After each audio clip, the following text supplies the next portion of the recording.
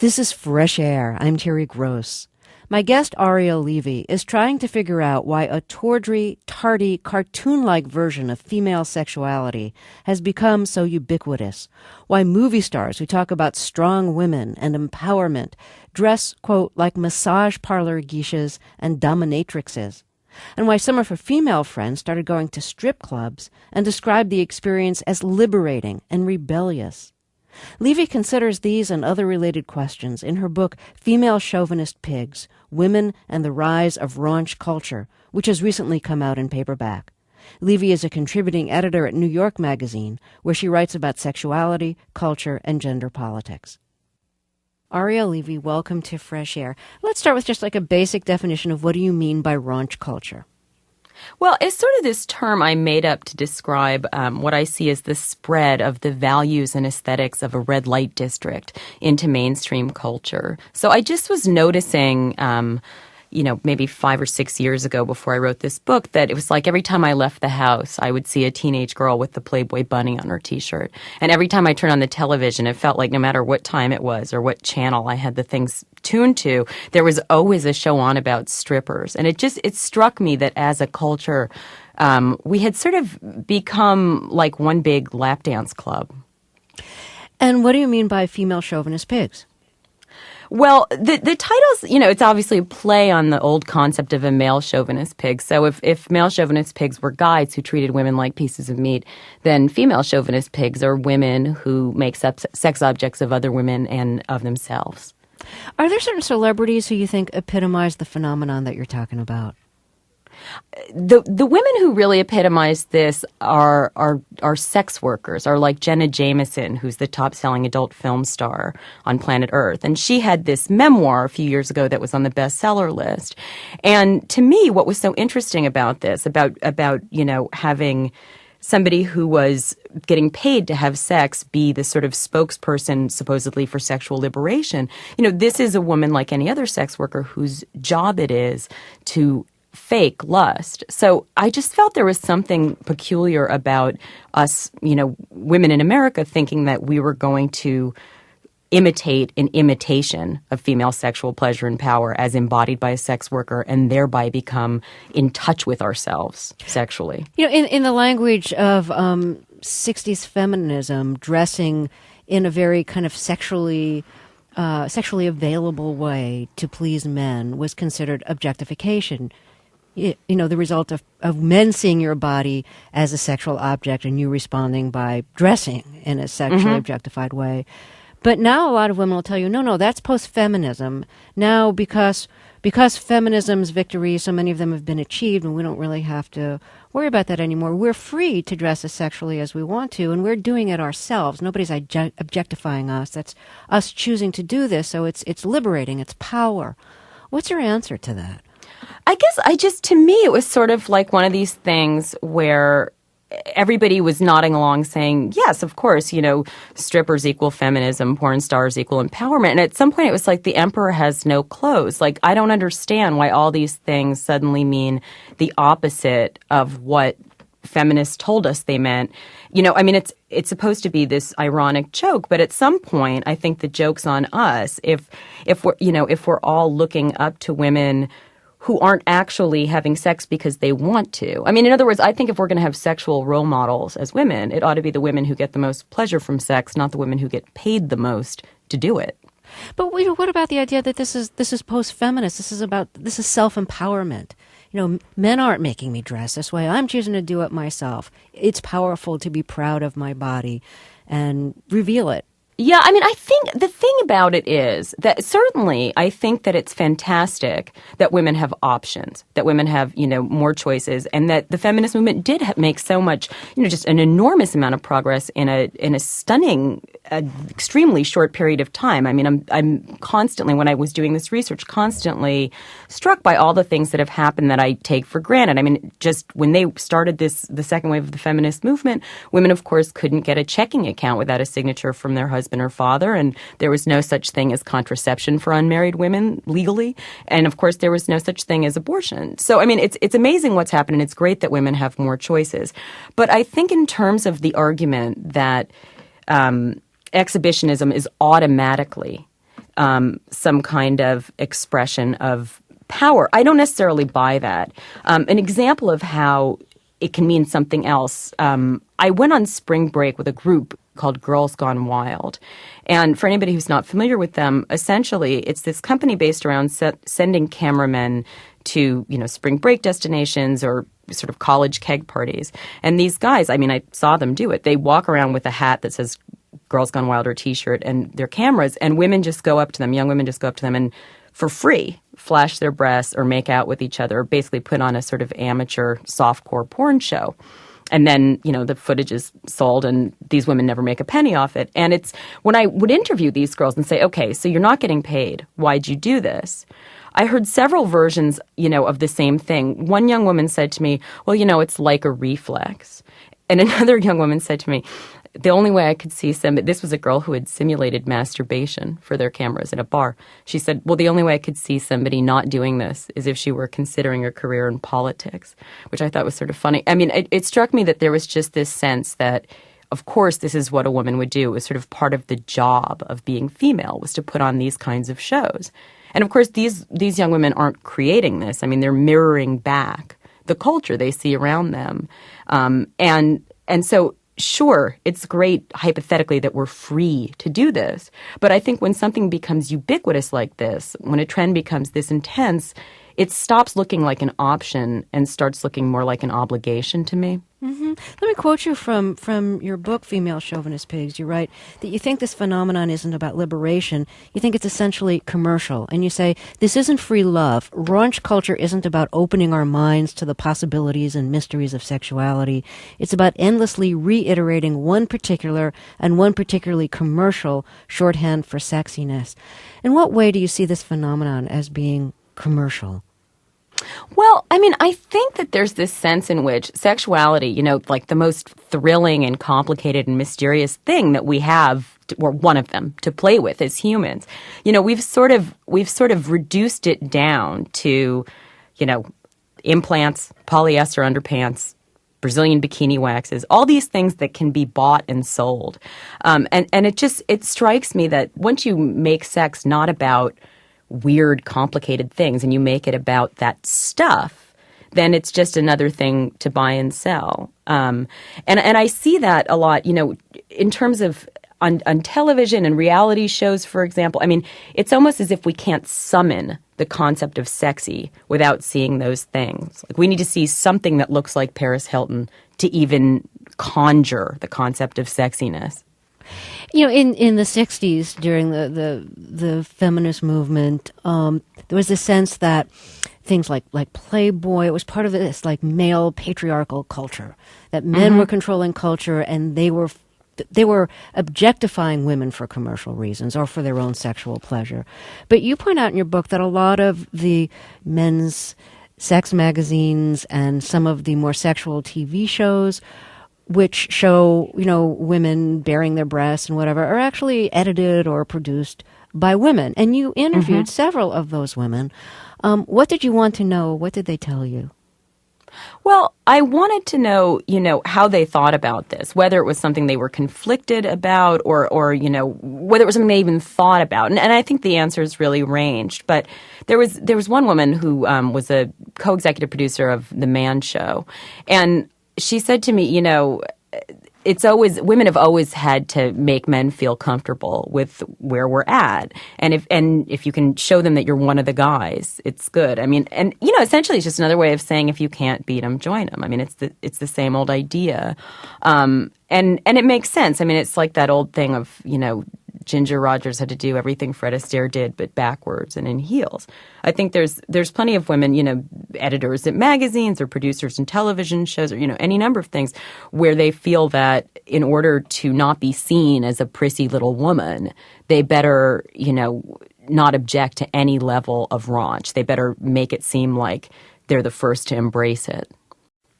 When you were mentioning of spending a week with Girls Gone Wild, and one of the things that the young women would do for this was to make out with each other. Is part of this kind of raunch culture doing lesbian kind of things, not because you're a lesbian, but because it's cool or because it's a turn on for men? Oh yeah, absolutely. I mean, these high school kids in Oakland, California, were telling me how that at the school dances they're always sort of making out with each other and giving the guys lap dances. I mean, if I try to imagine that happening at my high school dance, I just it's like we were so much more hung up in some ways. Although, I mean, I don't think that what's happening, back to this idea of this isn't free love, I don't think what's happening is that these kids are just sort of like wildly sensuous and, completely, just letting their passion sort of set free. Again, I think it's more about performance. And when I interviewed these kids, I mean, they weren't using the lexicon of sort of smoldering pleasure. They were talking about shows. They were talking about, well, I've seen this, on so-and-so's MySpace page, or I've seen this on MTV. I mean, this is what you're supposed to do. And yeah, I absolutely think that the business of girls making out, I mean, it's like a porn tableau. But I mean, all these kids, of course, will be really fast to tell you, well, I'm not bisexual or anything like that. I mean, there's still, I don't think it means that they're just completely comfortable with that idea. So why did they tell you they do it? They want to fit in. And I mean, they think about Paris Hilton. I mean, here's this young woman who was sort of just another bold-faced name until this amateur sex tape came out, which is what rocketed her into, mega stardom. I mean, it's such a contrast when you think about how recently it was that the revelation that a woman had appeared in any kind of pornography would have ruined her career. I mean, you think about Vanessa Williams having her crown taken away once they found out these pictures of her kissing another woman. And she was able to make this comeback as a singer, but then porn was something you had to make a comeback from. Now, porn is itself the thing that makes you famous. So what was your understanding of feminism when you were coming of age? And I should mention here that, you, as you described in your book, your mother is a shiatsu masseuse who attended weekly women's consciousness-raising groups for 24 years and didn't own any makeup. And your father has been a consultant to Planned Parenthood, the National Abortion Rights Action League. Action League, yes, and now. So, so what kind of understanding of feminism were you brought up with, and what did it mean to you? I was very impassioned about it. I mean, I remember being, in like sixth grade or something, and sort of standing on my soapbox and giving spiels about this stuff. I mean, I always felt very strongly about it, and I always felt irked by the way I experienced this pressure for girls to be quieter and to sort of, take up less space than boys. I mean, as a child, that, as a very verbal, loud child, I always thought that was an outrageous thing, that boys were sort of encouraged to talk a lot and that people were always telling me to be quiet. So, I mean, I was always very self-righteous about it, I think. And I mean, I think to both my parents' credit, particularly to my dad's credit, I think I had the good fortune of having a father who really always pressured me to be funny and pressured me to be smart and didn't ever talk about the way I looked one way or the other. And I think that's a great thing. I think that's a great gift for a dad to give his daughter. Now, one thing you write in your book is that raunch culture feels the most alien to aging hippies like my parents, but it's actually also a repercussion of the forces they set in motion. In what way do you see raunch culture as being a repercussion of 60s hippie culture or 60s feminist culture? Well, I mean, I think on the most simplistic level, if you sort of reduce, the sexual liberation movement and the women's liberation movement to their most commercial sort of base level, you can see traces of that in raunch culture. I mean, it's a perversion of what those movements were supposed to stand for, but you can sort of see where they have some history in that. But I think in a more direct way, what you see young women doing is nobody wants to turn into their mother, right? So there's this generational rebellion where these young women, whether their mothers were radical feminists or evangelical Christians, either way, they know that on some level, they know that by flashing their breasts for girls gone wild, they're infuriating their moms and defining themselves in a very different way. I'm going to quote you again.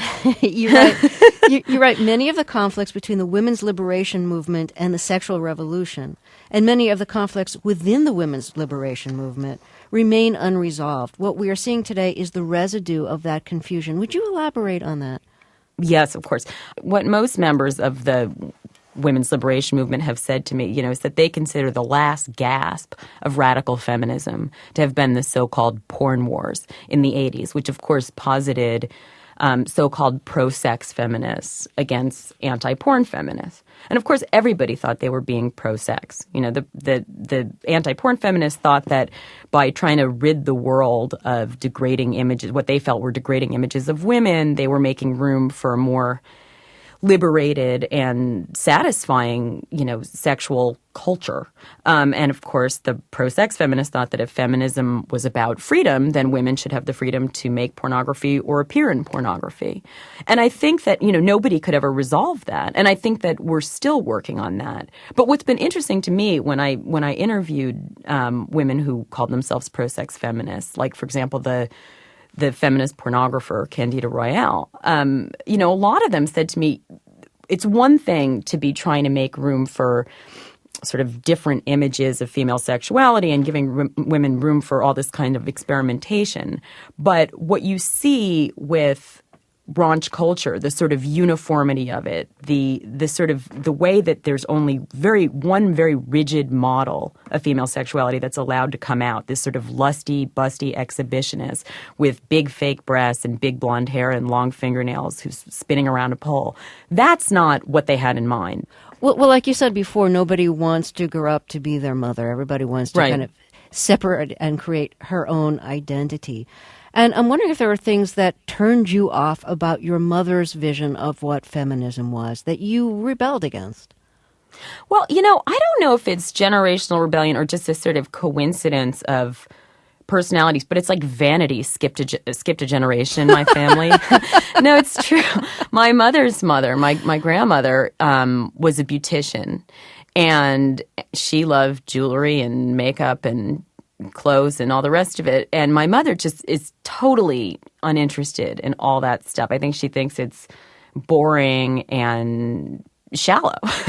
And I love that stuff. I mean, it just, I'm very interested in fashion, and I have a very sort of traditionally feminine self-presentation. And I don't know what that's about. I don't know if that's a rebellion or just a sort of glitch of personality. But it's certainly a difference between my mother and I. Did you ever go through a period of wanting to deny yourself that, thinking that, it was superficial? Well, absolutely. I mean, when I was in college, Wesleyan was this quite radical place, sort of challenging everything, questioning everything. And like a lot of other college girls, I sort of went through this period where I thought, what am I shaving my legs for? This is a ridiculous use of time. And the thing is, it is a ridiculous use of time, and I think that, the femininity, Susan Brown-Miller wrote a feminist classic, a fantastic book called Femininity, exploring the pleasures and absurdities of all these rituals. And it's hard to know, where to begin and where to end with this stuff. To me, in my book and in my life, the distinction I draw is sort of between the things that give you pleasure and the things that absolutely don't. For example, cosmetic surgery is something. I wrote an article for Vogue magazine a few years ago about women who had died having voluntary cosmetic surgery, facelifts essentially. There were several women who died a few years ago having facelifts. To me, it's just stunning. The number of breast implants that happen in this country has gone up 700% in the last 10 years. And I think it's very saddening that people are willing to go through that much pain and to risk their lives for an aesthetic. I think, it's like, it's one thing to wear a pair of shoes that hurt a little. It's another to put yourself in actual physical danger, to me. What is your vision of feminism now? I imagine you'd describe it as being somewhat different from your mother's vision of feminism. Well, the thing is, I think that the word itself, of course, has famously fallen out of favor with my generation and the generations younger than I am. I'm 32. I don't think that's so surprising or so problematic. Nobody's walking around calling themselves yippies anymore either, So, I just think that the various names for revolutionary movements for social change that were comfortable and popular in the 60s and 70s, that, they're just not, they just don't fit necessarily now. And I mean, I think that, there's no such thing as a unified women's movement right now. I think it's fragmented, and I think people are doing lots of important things. And I think that, the ongoing struggle for reproductive rights is crucial. And I think that, people are doing so much important work. I just don't think it's got a sort of solid, unified center. This is Fresh Air. I'm Terry Gross, back with Ariel Levy, author of the book Female Chauvinist Pigs, Women and the Rise of Raunch Culture. She describes female chauvinist pigs as women who make sex objects of other women and of themselves, and who see it as empowering to imitate porn stars and strippers. She wonders why sexual stereotypes that feminists rejected are now seen as liberating. You see raunch culture in part as a reaction against political correctness. Mm-hmm. Absolutely. What kind of political correctness do you feel like you were exposed to and that you understand a reaction to? Oh, gosh. Well, Wesleyan, it was so insane. When I was in school, it was the time also, the early 90s, people were just going wild with this stuff, and the place also. But, I think that it was like you had to trip over yourself to say anything because you had to constantly be identifying your own particular location as a thinker or speaker. So, if you're saying anything, you got to make sure you're saying, okay, but I'm a Jewish white woman from this economic bracket, and, on and on and on. And that's another problem with the language. I think that's one of the reasons people get prickly about saying, well, I'm a feminist, or as a feminist, I think that this, that, or the other. It's like that only tells you one thing. You also want to know 14 million other things about the person to sort of identify their point of view. And I think that, as a reaction, as a rebellion against that PC tightness that was big in the late 80s and early 90s, there's this freewheeling quality to raunch, this kind of like throw your hands up in there and shrug it all off and just, suddenly you don't have to say women, you can say chick. You don't have to say African American, you can say black, or you can say things that are even, less okay than that. I think you see that, with the rise of hip hop too. This just sort of like casting off of any idea of political correctness. I think that that's very attractive to a lot of people in their 30s and 20s. And in the teens, they have nothing to react against. I think they never lived in a time when bitches and hoes wasn't part of the lexicon. Yeah, I'm glad you brought up hip hop. Is the phenomenon that you're talking about, do you see that as a white phenomenon or? No. Uh-huh. No, I don't. I think, all you have to do is like watch almost any hip hop video and just see like a phalanx of young women who are almost naked with breast implants, using their body parts to like wax a car while a rapper goes at it and does his thing in front of them. So the man is the artist and is the speaker, and so much more often than not, the women are sort of hood ornaments. That's completely the raunch culture aesthetic and ethos. Do you think that there will soon be a new generation of teenagers and young women who react against raunch culture? Just as, right before raunch culture, there was so much like grunge culture among teenagers wearing just like baggy flannel shirts and hooded sweatshirts and really covering themselves up.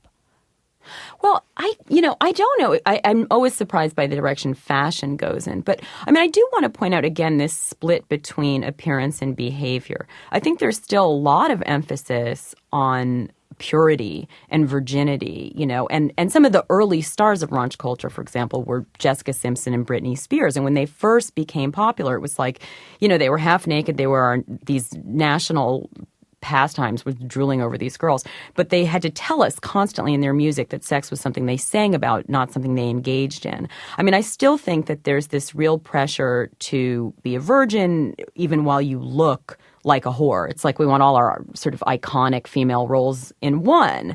And I think, not unrelated is the fact that we keep pumping billions of dollars into abstinence-only education, which tells these young people essentially just say no to sex until you're married. And we do that despite the fact that there's never been a single study to show that this works. And, of course, the United States has woefully high levels of, teen pregnancy and STD spread. So I think it's like there's an actual anxiety about sexuality paired with a sort of endless appetite for hotness. So you see the culture heading in two opposite directions, or seemingly opposite directions at the same time.